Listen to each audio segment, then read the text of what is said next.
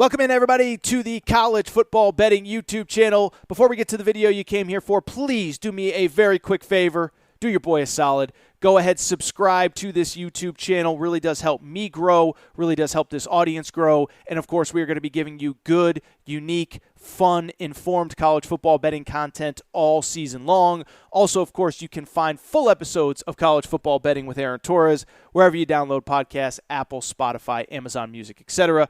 Now let's get to the video you came here for. Some really fascinating teams in the Big Ten East, not just Michigan and Ohio State, but some of these teams that I'm about to talk about right now. And let's talk about a team that I think you can argue is as interesting as anyone in college football entering this year, and that is the Michigan State Spartans.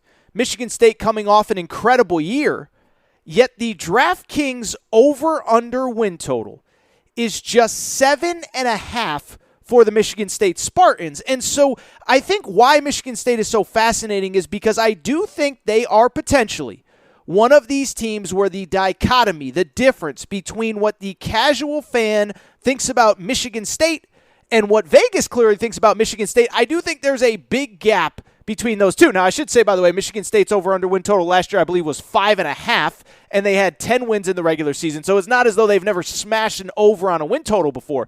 But Michigan State's a really interesting program because, like I just said, I think if you ask the casual fan, I don't think there's many programs in college football that are more ascending as a rocket ship than Michigan State is.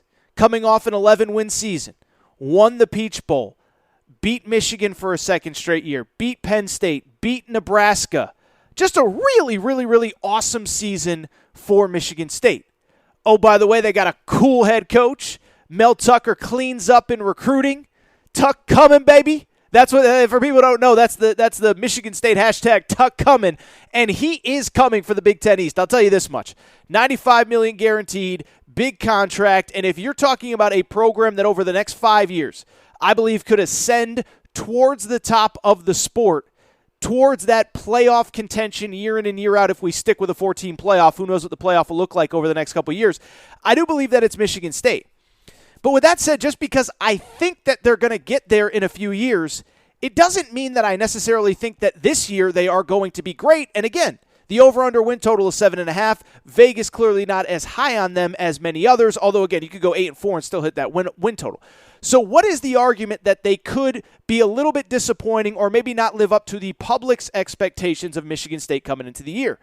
Well, first of all, they're kind of the opposite of, they just had a lot of things kind of break their way last year. Now, I don't want to say they got lucky. That's unfair to that team, that program, those 85 guys in that building. But you look at their win-loss results. They beat Nebraska by 3 in overtime, where if you watch that game, Nebraska punted the ball away late in the game, and essentially if they could just make a tackle on special teams, Nebraska wins in regulation. Michigan State returns the punt for a touchdown. It goes to overtime, and Michigan State wins in overtime. There was obviously that crazy Michigan game.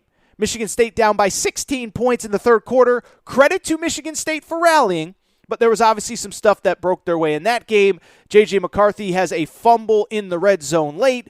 There is a questionable pass interference call late. Michigan State wins that game. And then they did beat Penn State late in the season by 3. Again, I'm not saying they're lucky. That is a discredit and disrespect to that team. But things did kind of bounce their way last year, and I wonder if things just start to even out a little bit this season. Keep in mind, all 3 of those games, Nebraska, Penn State, and Michigan, were at home. This year they have to play at Penn State, at Michigan. Beyond that, what I would also say is even though Mel Tucker is an elite recruiter, and I do believe that he is going to elevate the talent in the program, they ain't on Ohio State's level yet, and I don't even believe that they're on Michigan's level yet.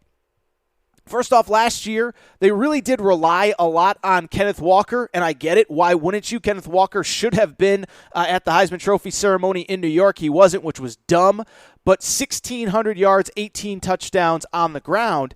And while they cleaned up in the portal again, it's a lot to ask somebody else to step up and fill that void. Now, they have good players.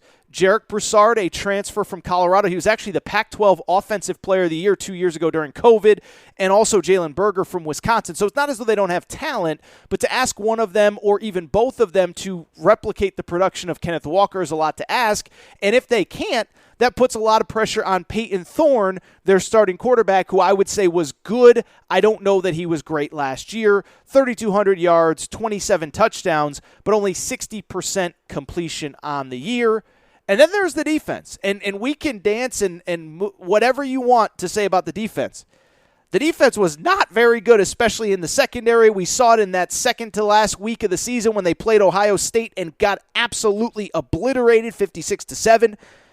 But don't forget, Michigan State, the 130th ranked pass defense in college football last year. Last year there was only 130 teams in FBS. So they had the last ranked defense in pass defense in college football, and they gave up 442 yards per game, which was 14th in the Big Ten. Yes, their defense was worse than Maryland's, Indiana's, Rutgers, etc. By the way, I didn't even mention that they barely beat Indiana as well. So 4 games that were really close that could have gone the other way.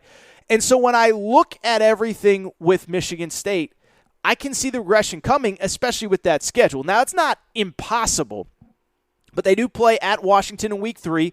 Washington, interesting new dynamic. Jimmy Lake's out, Kalen DeBoer's in. But on top of that, you have Ohio State and Wisconsin at home in back-to-back weeks. Then you get a bye and play at Michigan. So listen to that schedule. October 8th, Ohio State at home. October 15th, Wisconsin at home. Bye at Michigan. That is a merciful schedule. And then you close at Penn State. And so this is one, it's kind of almost like Kentucky, what I talked about in the SEC East with Kentucky, where I look at Kentucky and I say I could see them taking a step back, but Kentucky's over-under win total is 7.5. I don't know if there are 5 losses on the schedule to go under. Michigan State's kind of the same. I don't love them. I could see them taking a step back. Do I really see them at 7-5? I don't. Probably 8-4, but I wouldn't bet that very confidently.